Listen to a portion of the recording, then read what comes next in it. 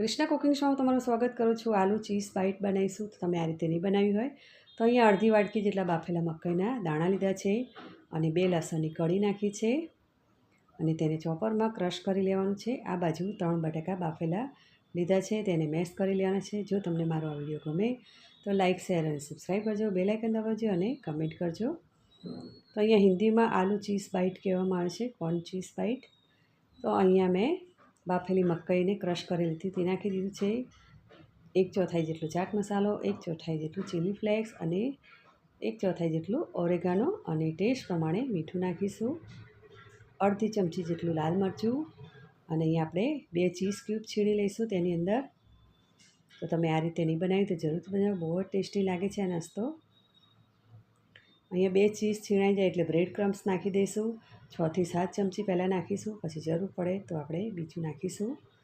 પછી બધી વસ્તુને સારી રીતે મિક્સ કરી લેવાનું છે। તમે આ રીતે ચીઝી કોર્ન બાઇટ્સ નહીં બનાવી તો જરૂરથી બનાવો, બહુ ટેસ્ટી લાગે છે અને નાસ્તા સાથે ખૂબ જ સરસ લાગે છે। તો અહીંયા થોડુંક હજુ મને બ્રેડ ક્રમ્સ ઓછું લાગી રહ્યું છે, તો અહીંયા 3 ચમચી બીજું નાખ્યું છે। બરાબર મિક્સ કરી લઈશું અને તેનો ટેસ્ટ પણ કરી લેવો વચ્ચે। પછી આપણે હાથમાં તેલ લગાવી દેવાનું બંને હાથમાં અને પછી તેના ચોરસ શેપ કે ગોળ શેપ કોઈ પણ શેપ તમારે આપી દેવાના। અહીં નાના નાના બોલ્સ બનાવીશું, પછી તેને ચોરસ શેપ આપી દઈશું। તો તમે પણ આ રીતે જરૂર બનાવજો, બહુ ટેસ્ટી હતા।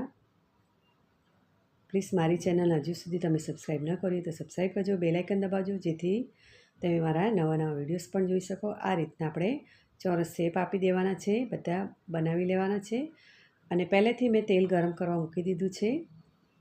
તો તેલ એકદમ ગરમ હોય પછી તેની અંદર ફ્રાય કરવા, પછી તેને તરત હલાવવાની, તેનું ખાસ ધ્યાન રાખવાનું છે। તો અહીંયા આપણે બધા બનાવી લઈશું। પછી આ બાજુ મેં એકદમ તેલ ગરમ કરી લીધું છે। ઠંડા તેલમાં બિલકુલ ન નાખવું, નહીં તો ફાટી જશે। જો તમારા ફાટી જતા હોય તો થોડું મેંદાની સ્લરી કે કોર્નફ્લોરની સ્લરી કરીને તેને ડીપ કરીને આપણે બ્રેડ ક્રમ્સમાં રગડોળી દેવા, એટલે બિલકુલ નહીં ફાટે। તો એ તમે જોઈ શકો છો એકદમ સરસ મજાના આપણા ગોલ્ડન બ્રાઉન તળાઈ ગયા છે। તો આપણે તેને સર્વિંગ પ્લેટમાં કાઢી લઈશું। તો આપણા સરસ મજાના આલુ ચીઝી કોર્ન બાઇટ્સ તૈયાર।